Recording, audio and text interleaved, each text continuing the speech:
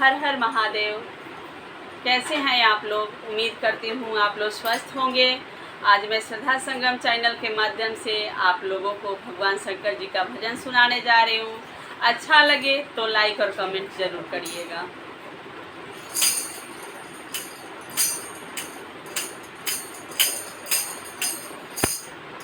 अथल पथल के कोठरिया ए महादेव, अथल पथल के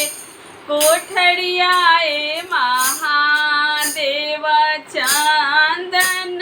लागेला केवार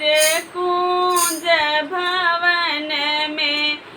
चांदन लागेला केवार कुंज भवन में,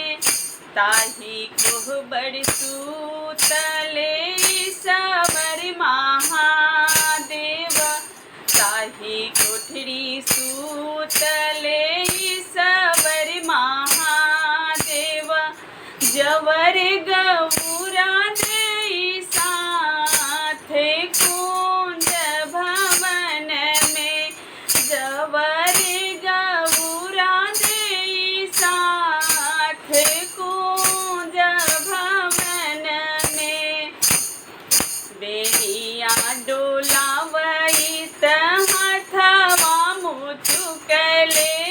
बेनिया डोलावइत हथवा मुचुकले, ये रूसल गौरा नई हर दास कुंज भवन में, रूसल गौरा नई हर दास कुंज भवन में, राहे बाटे भेंट भैले भगिना भैरो भगिना, राहे बाटे भेंट भैले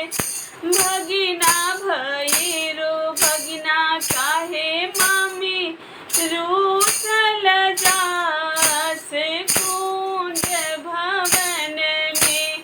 काहे मामी रूसल जास कुंज भवन में,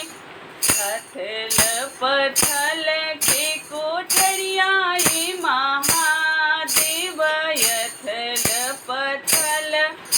के कोठरिया ए महादेव, चंदन लागेला केवार कुंज भवन में, चांदन लागेला केवार कुंज भवन में,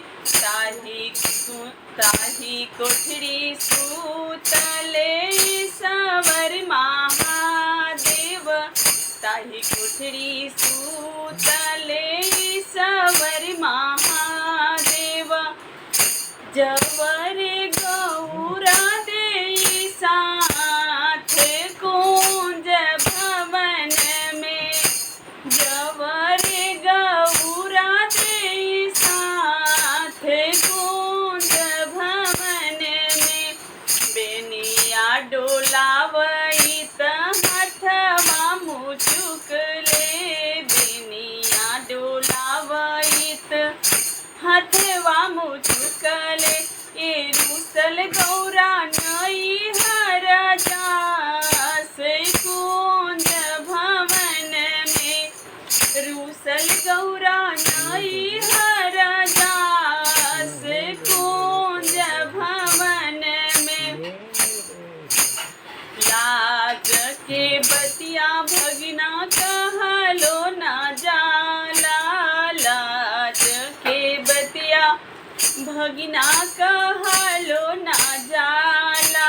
ये तोहर मामा दिलवा निकाल कुंज भवन में, तोहर मामा दिलवा निकाल कुंज भवन में, बान्हल किसिया भगिना दिलवा खोलाई, बान्हल किसिया भगना दिलवा खोलाई, ये शंकर चूड़िया दिले मस्काई, कुंज भवन में शंकर चूड़िया दिले मस्काई, कुंज भवन में। फिरू फिरू मामी हो हमारी बचनिया, फिरू फिरू मामी